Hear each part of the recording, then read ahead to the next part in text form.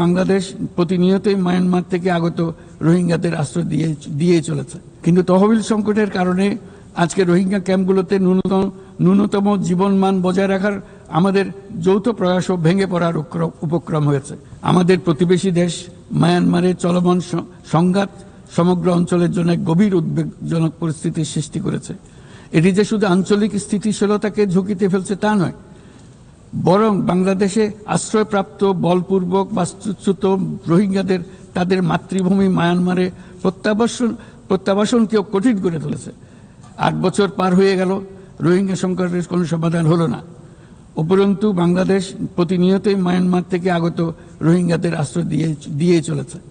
স্পষ্টতই সাংস্কৃতিক পরিচয়ভিত্তিক রাজনীতির কারণে রোহিঙ্গাদের উপর অধিকার বঞ্চনা ও নির্যাতন রাখাইনে অব্যাহত রয়েছে।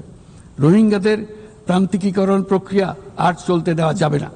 যেসব বৈষম্যমূলক নীতি ও কর্মকাণ্ড আজকের এই পরিস্থিতি তৈরি করেছে, তার সমাধান ও প্রতিকারমূলক ব্যবস্থা এখনই গ্রহণ করা সম্ভব। তার জন্য পূর্ণাঙ্গ জাতীয় সংঘাত রাজনৈতিক মীমাংসার অপেক্ষা করার প্রয়োজন নেই। রাখাইনের সমস্যাগুলো চূড়ান্তভাবে রাজনৈতিক সমাধান করা দরকার।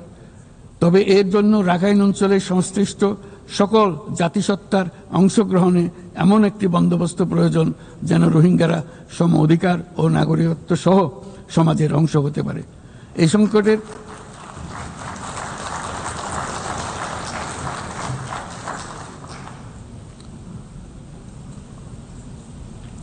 সংকটের সবচেয়ে বড় ভুক্তভোগী রোহিঙ্গারা, আর তাদের পরেই বৃহত্তম ভুক্তভোগী হলো বাংলাদেশ।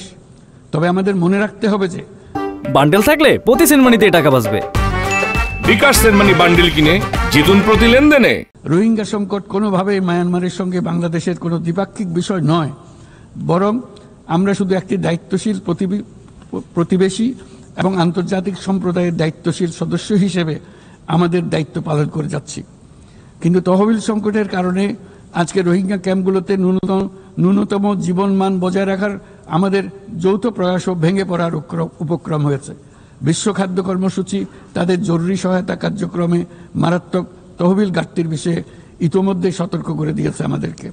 অবিলম্বে নতুন তহবিল না এলে মাসিক রেশন অর্ধেকে নামিয়ে এনে মাথাপিছু মাত্র $6 নামিয়ে আনতে বাধ্য হবে, যা রোহিঙ্গাদের অনাহার ও অপুষ্টিতে নিমজ্জিত করবে, যা তাদেরকে আগ্রাসী কোনো পদক্ষেপ নিতে বাধ্য করবে। তহবিলের অতিরিক্ত কাটছাট হলে তা নিঃসন্দেহে সুরক্ষা ও নিরাপত্তা ঝুঁকি বহুগুণ বৃদ্ধি করবে, যা ক্যাম্পের সীমানা ছাড়িয়ে যেতে পারে। তাই আমি বিদ্যমান দাতাদের সাহায্য বাড়াতে এবং সম্ভাব্য নতুন দাতাদের অনুদান প্রদানের আহ্বান জানাচ্ছি, যাতে এই বিপর্যয়কর পরিস্থিতি এড়ানো যায়।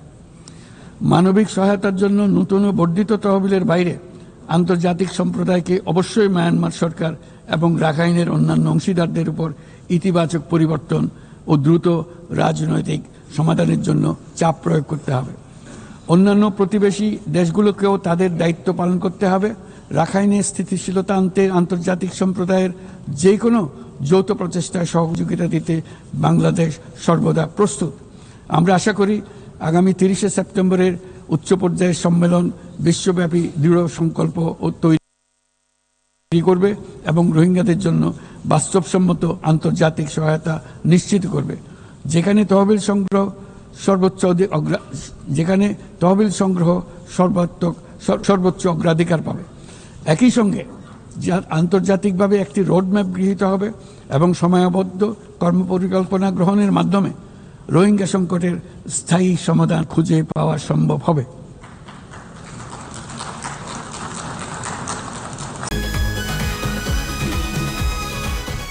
ভাই বয়সটা কত ভাই? এই বয়সে কি আপনি জাউরামি করেন নাই? ফার্স্ট টাইম করতে গিয়ে কট খেয়ে গেলাম গো ভাই। জাউরামি করার সময় মনে থাকে না তোমার যে জাউরামি করতে যেতেছি নাকি কট খেতে যেতেছি? হাই ভাই, আপনি কি একটা কথা বলছেন ভাই, আমার জীবনের একটা বিশাল লার্নিং ভাই, এটা উপদেশ হিসেবে নিলাম ভাই, তাই চাইলাতে নামতে জায়গা তাহলে। শোনো ভাইয়া, তোমার একটা কথা কই, সব কার্ডই তোমার এনজয়ের জায়গা লয়ে যাবো না, কিছু কিছু কার্ড এমন মাইন্ডটা চিপা লয়ে যাবো। আরে আরে টের পাইতে দিব ভাই, কি হইলো আমার লোকে? এই কি পাইলাম আমাকে দুইটা মোবাইল, আর মোবাইলে কত টাকা? 6000। এদিকে পুষবো রামগো? না ভাই পুষবো না, এই ফোন বেচলে 10, এটা বেচলে 10, 20, আর ফোনের ভিতরে আপনার 6000 পাইছি। মোট 26,000 ভাই, 26,000 হইব না ভাই। এখন কি করা যায় কদি? ভাই গাড়াই দেইরা গা হারাইলে বাপ মা আসবো, বাপ মা আসলে ধরুন মনে করুন আর 10-15,000 হইলে আর কি পুষবো আপনার।